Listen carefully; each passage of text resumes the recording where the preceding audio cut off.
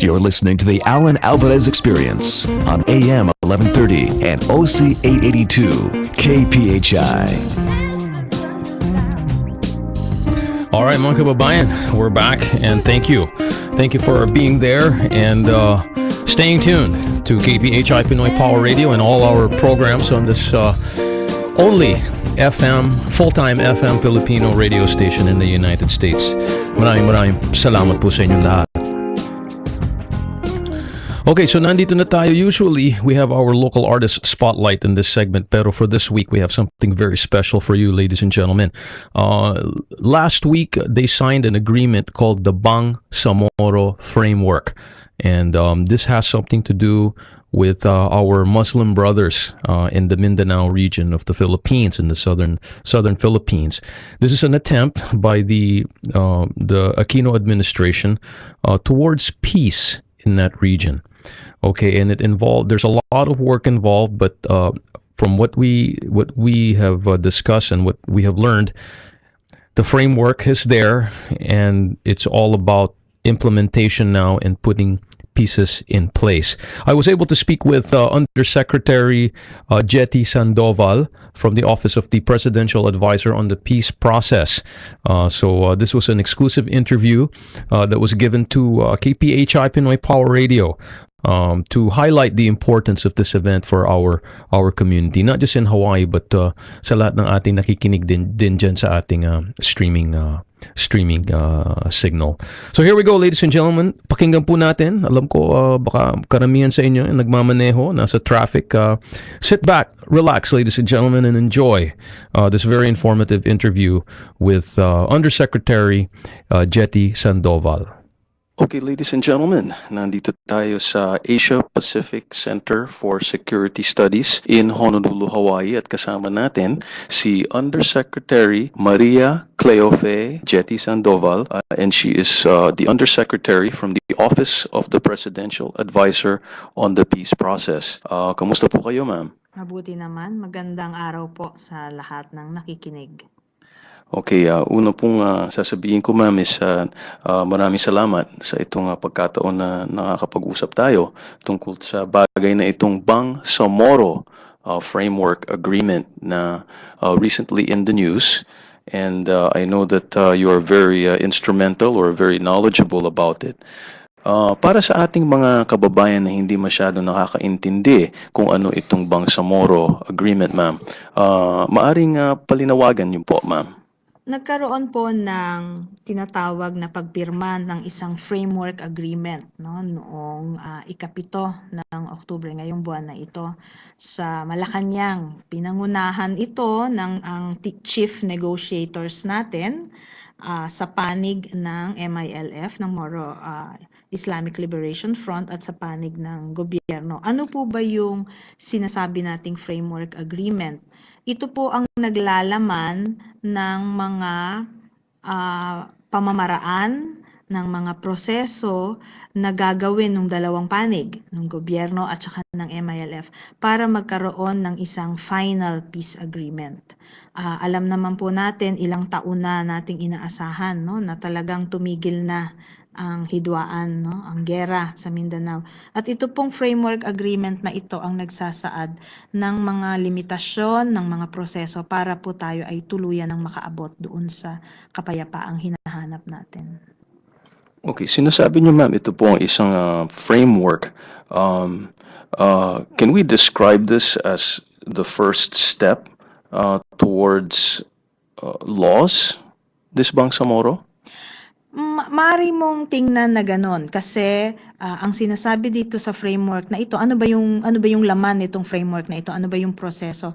Ang sinasabi dito ay pagkatapos nitong pirmahan nitong kasunduan na ito, sa pamamagitan ng isang executive order, si Pangulong Aquino ay maglalabas ng isang listahan ng Transition Commission. Itong Transition Commission na ito ay mayroong 15 tao, 8 galing sa MILF at 7 galing sa GPH. Ang trabaho nitong Transition Commission na ito ay bumuo ng isang batas na susundan kung ano ang laman nitong framework agreement na ito. Ang batas na ito isusumite sa ating Kongreso, kagaya ng isang regular na proseso ng paggawa ng batas. Pagkatapos noon, itong batas na mapapagkasunduan o maiipasa ng Kongreso ay isasubject sa isang plebisito doon sa mga lugar na na-identify o nakilala na magiging apektado nitong framework agreement na ito. Kapag nagkaroon na ng plebisito, magkakaroon at doon sa loob ng batas na iyon, doon pag-uusapan kung ano ang mga structures, ano ang mga proseso, ang relasyon ng isa't isa, no, nabubuo nitong tinatawag nating Bangsamoro. So in that sense, therefore, talagang panimula itong framework agreement na ito sa isang sinasabi nga namin na actually ay mas mahaba pang trabaho dahil yung detalye, alam naman natin, ay mahaba pa ding pag-uusap. Tsaka sa pag-implementation po, medyo doon tayo nahihirapan minsan. Totoo yan. So talagang kinakailangan na lahat tayo, kumbaga, hindi bibitiw. Patuloy natin susundan ito, patuloy tayong magiging totoo kung ano yung sinasaad, kung ano yung nilalaman ng framework agreement. No? Mga ano pong time frame na iniisip nyo, ma'am, na lumampas tayo sa framework tapos papasok tayo sa agreement? What's the time frame kaya, ma'am? Yung tiniisip bago matapos ang taong ito, dapat na ilabas na yung listahan ng Transition Commission at mag-uumpisa silang magtrabaho ng batas. Inaasahan na bago matapos ang termino ni Presidente Aquino ay matapos yung proseso para sa ang sunod na administrasyon ay mayroon ng bagong Bangsamoro, no? So ang tinitingnan talaga ay itong termino ni Presidente Aquino. Lagi niyang sinasabi noong wala pa itong framework agreement na ayaw niyang ipasa ang issue pa ng pagkakawalan ng kapayapaan sa Mindanao sa sunod na administrasyon. At lagi niyang sinasabi na gusto niya itong ganitong agreement ay magawa sa medyo simula ng kanyang termino para mayroon pa tayong sapat na panahon para dun sa mga kakailanganin pa ng mga susunod na mga steps pa na dapat gawin. So, ibig niyo sabihin, ma'am, ito naumpisahan nung unang pumasok si Presidente Aquino sa kanyang posisyon? Nung pumasok ang administrasyon ni Presidente Aquino, iniresume ang peace talks at mula nung June, halos 2010, nagsimula na ang mga preparasyon at ang aktual na peace talks. Halos ito ay umabot sa buwan-buwan. Nung patapos na ang framework agreement ay parang halos may 2 beses pa yata sa isang buwan. So, talagang nakikita mo yung determinasyon din at saka yung commitment, no, ng bawat partido. Mahalaga kasi din na kilalanin na ang liderato ng MILF dito ay mahalaga din ang papel, no? Hindi rin sila bumitaw, naniwala sila sa matuwid na daan ni Presidente Aquino, naniwala sila na ito ay isang usapang may patutunguhan, no? At mahalagang kilalanin 'yon. All things considered, ma'am, this is a great first step. Sasabihin ko lang po sa inyo, and congratulations to your work. Thank you very much, but we also recognize that the months ahead, maybe the following days ahead will give us a tougher time maybe because alam naman natin yung mga detalye na yung mga pag-uusapan. Okay, so mga detalye. Itong Bangsamoro, ang nabasa kasi namin, para siyang political party. Magiging active ba sila sa halalan, elections, and national political activities? And maari bang makakuha tayo ng presidente galing sa region na to sa Bangsamoro? Una sa lahat, hindi sinasabi ng framework agreement na ang Bangsamoro ay isang political party. Ang sinasabi ng framework agreement ay magkakaroon ng isang democratic process na kung nanaisin ng mga tao sa Bangsamoro na gumawa o bumuo sila ng mga political parties, no? Ito ay mahok sa regular na mga eleksyon. Siyempre, alam naman natin ang kalakaran ng mga eleksyon at ng mga political parties. So, maraming posibilidad yan. No? So, sa ngayon, hindi ko masasagot, magkakaroon ba tayo ng presidenteng galing sa political party sa loob ng Bangsamoro. Pero hindi rin imposible na mangyari yon in the future. No? Walang bawal doon sa ganong posibilidad. Ang punto lamang ng framework agreement ay magkakaroon ng isang partisipasyon, may demokratikong partisipasyon, no, sa eleksyon. Ang mga partido na manggagaling dito. Importante po yun at kung makaano naman tayo ng isang presidente galing sa Muslim Philippines, I think he is still Filipino and I think they will still do a great job. Tama yun, Alan. No, mahalaga yung sinabi mo kasi itong framework agreement na ito, hindi nila sinasabi na hindi na sila Pilipino. Sinasabi lamang nila na mahalagang kilalanin yung kasaysayang dinaanan nila. Mahalagang isulat yon sa isang dokumento, pero nananatili silang Pilipino. Yes, yeah, parang similar to sa movement na ginagawa nila sa Amerika na ini-establish nila yung mga American Indians or Native Hawaiians. I guess it's sort of a recognition of the how different and how varied our culture is. Tama yon, no? Mahalaga kasi na ilagay sa isang dokumento yung pagkilala na ang isang grupo ng mga tao ay may kasaysayang dinaanan at mahalagang kilalanin yung kasaysayan nila. Mahalagang sabihin na yung pamamaraan nila ng pamumuhay ay ayon sa kasaysayan nila at inirerespeto yun at kinikilala yon. Hindi yun isinasantabi. So, yun yung mahalagang isang laman ng framework agreement. At nabasa ko po ang gusto po ni Presidente Aquino ay lahat ng opportunities na available sa mga Pilipino in the North would also be available for all the Filipinos in the South. Tama ba po yan, ma'am? Tama naman yon at dapat lang naman, di ba? Kung lahat tayo ay Pilipino, dapat ang trabaho ng gobyerno, ang obligasyon ng gobyerno ay siguraduhin na yung mga posibilidad na ay nandyan, na may yung yung kakayahan ng lahat ng tao ay i-cultivate mo, i-develop mo para mag-participate sila sa lahat ng mga activities at sa lahat ng pamamaraan para mas mapaunlad nila yung kanilang sarili, yung kanilang kabuhayan, no, yung kanilang komunidad, lahat naman yan mula sa pinakadulo sa norte hanggang sa pinakababa, no, sa south, lahat yan dapat talaga magawa. Tama lang yun. Very well said, ma'am. And I agree wholeheartedly in this movement kung yun po ang mangyayari. Okay. Next question I have here, ma'am, is naiintindihan namin na itong Bangsamoro ay gagawa ng parang self-governing sub-state. Okay. Does that mean that they will govern and hold accountable those that break the law and those militant groups within their own groups who do bad things, ma'am? Una, siguro linawin ko lang, hindi ito, ang sinasabi ng framework agreement, ang Bangsamoro ay hindi isang sub-state. Ito ay tinitingnan bilang isang political entity. Bilang isang political entity, sinasabi na meron siyang mga poder. Meron siyang mga kakayahan. Hindi pantay sa central government. So, merong mga reserbang powers na maiiwan sa central government. May mga powers na ibibigay sa kanya. At may mga powers na pareho sila, concurrent. Sabay silang...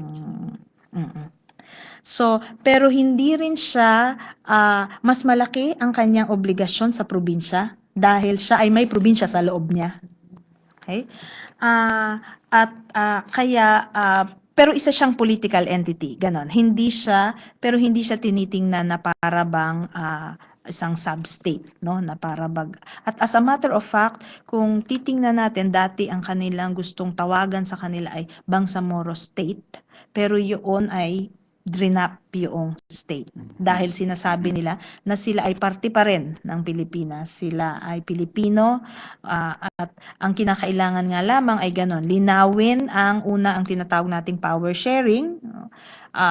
Pangalawa, linawin ang wealth sharing, no, na nasa loob pa rin ng framework ng Constitution ng Pilipinas. No? So, at sinasabi naman sa Constitution natin, particularly sa Article 10, sinasabi naman doon na pwedeng magkaroon ng isang autonomous Mindanao o isang autonomous Cordillera, no? So naaayon pa rin doon sa ganon. Doon sa tanong na sila ba ay maaring humabol sa mga kriminal o may mga ginawa, sa kagaya ng lahat ng political entity, no, na pwedeng gumawa ng batas para sa kanila, syempre meron silang kakayahan dapat na panatiliin yung kapayapaan dun sa kanilang teritoryo, Yes, no? ma'am. At maaring kasama noon syempre ang sarili nilang pamamaraan ng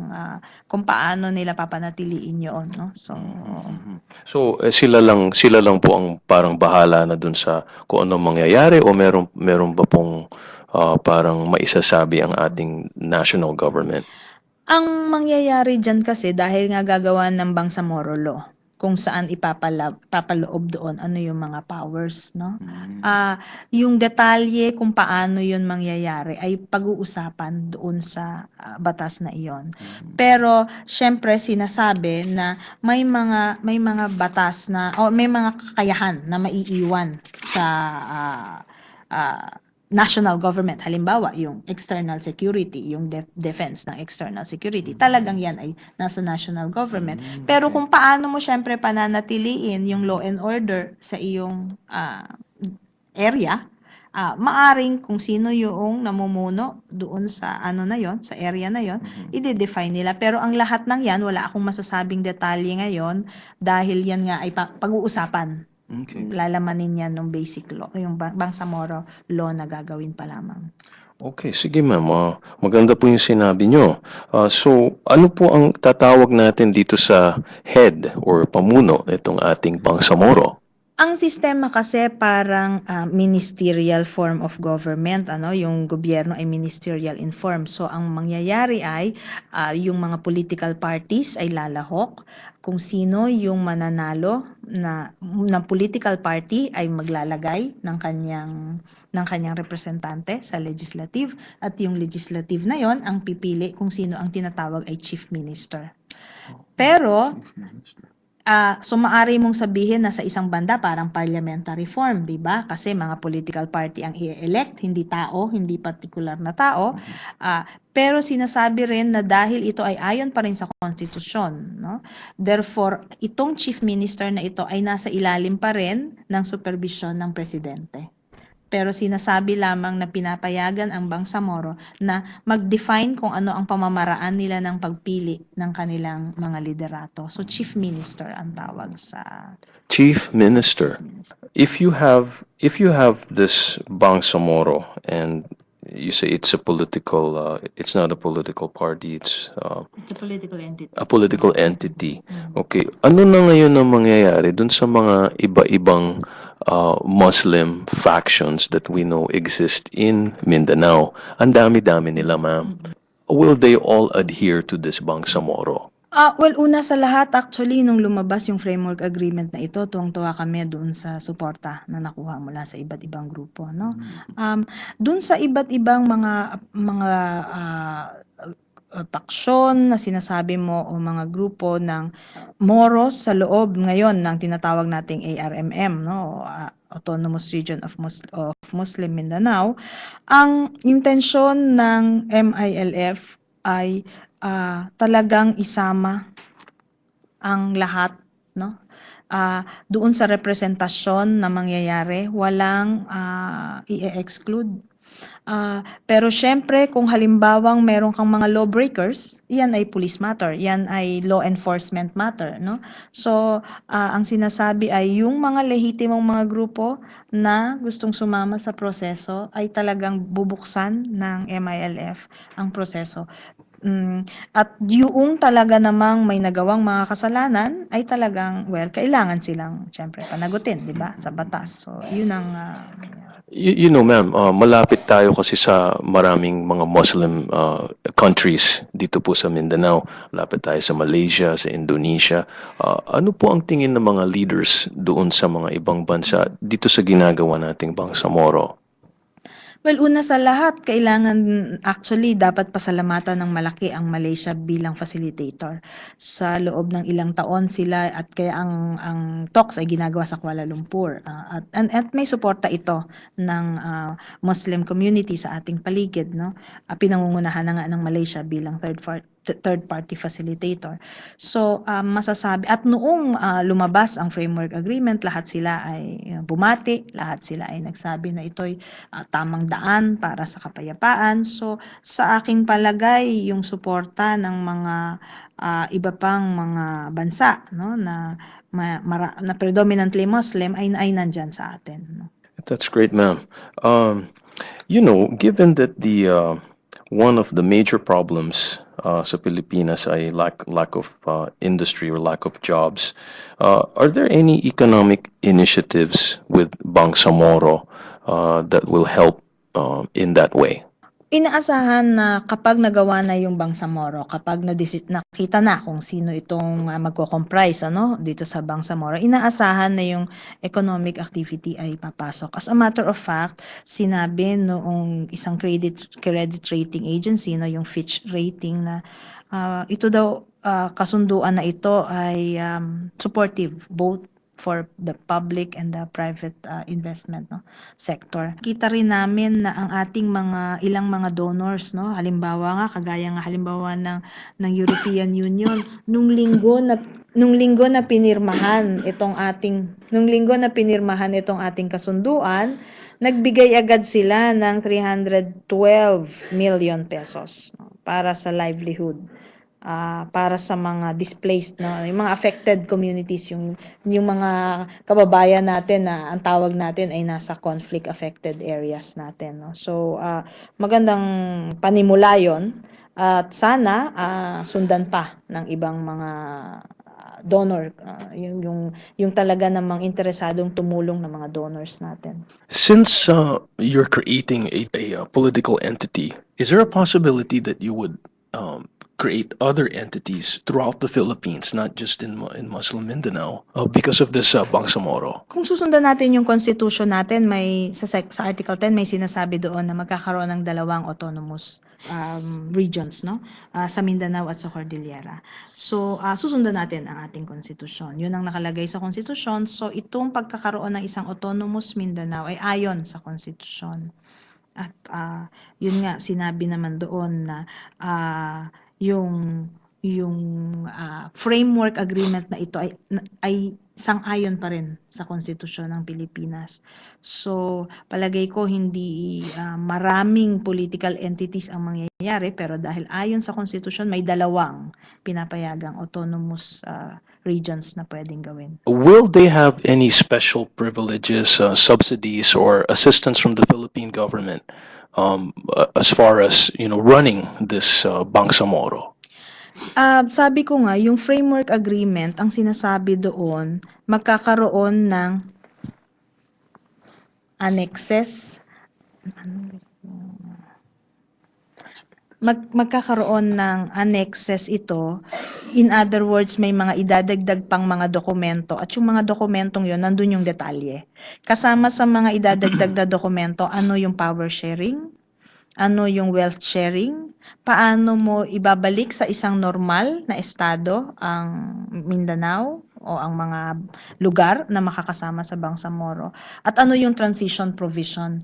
So kumbaga, ang buong final peace agreement ay itong framework agreement na ito plus yung 4 pa na annexes na gagawin pa lamang nitong ating Transition Commission. So doon sa 4 na annexes na iyon, lalo na sa power sharing at saka sa wealth sharing, pag-uusapan doon ano ba yung mga pribilehiyo ng Bangsamoro, ano ba yung mga detalye sa karapatan nilang gumawa ng sariling tax o ng sariling revenue, halimbawa. Lahat ng yon nandun sa ano na yun, coming soon. Well, it sounds like you have still a lot of work ahead of you, ma'am. Oo nga, mahaba pa at marami. So inaasahan namin na patuloy na yung magdadasal 'no, kahit yung mga Pilipino na nasa labas ng Pilipinas, ah, nasa puso pa rin ang pagiging Pilipino na makikiisa dito, babantay, kung ano yung nangyayari dahil lahat naman tayo ang inaasahan natin maging payapa ang Pilipinas. Yes, ma'am. So, ano po ang message nyo para sa ating mga kababayan dito po sa Hawaii, tsaka sa mga kababayan na nakikinig sa amin kasi napapakinggan kami worldwide sa ating streaming and also on our video streaming. Ano po ang may sasabi nyo tungkol dito sa Bangsamoro? Una sa lahat, maraming salamat dito sa pagkakataon na ito, no? Magandang oportunidad ito para makapagpaliwanag at isa sa mga mahalagang bagay na dapat gawin sa puntong ito yung ipaliwanag talaga ano yung pagkasunduan na ito kasi talagang kailangan naiintindihan ito ng mga tao. So, siguro ang hiling ko lamang ay yun nga yung ating mga yung komunidad natin na narito at nasa ibang parte ng mundo pa ay patuloy na maging interesado, patuloy na makibalita kung ano na yung nangyayari dahil mahalaga rin na makita nung ating gobyerno na ang buong mundo ay nanonood, no? Ang buong mundo ay nagbabantay at nakikiisa para sa kapayapaan. That's very nice. Thank you very much, Ma'am Gettie. Yes, you hit it right. You hit the nail right on the head. Marami kaming nakatutok sa kung anong nangyayari sa Pilipinas at alam niyo naman sa karamihan ng mga Pilipino, kahit na malayo kami, ang aming puso at ang aming isip ay always with the Philippines. So on behalf of KPHI Pinoy Power Radio, ma'am, I want to say thank you very much. Maraming salamat sa inyong pagbigay ng liwanag dito sa Bangsamoro. And we will be staying tuned and watching from here what's happening in the Philippines. And thank you for your efforts. Mabuhay po kayo, ma'am. And mabuhay po ang Office of the Presidential Advisor on the Peace Process. Hindi ko po alam na meron pong ganung opisina hanggang nabasa ko po yung Bangsamoro.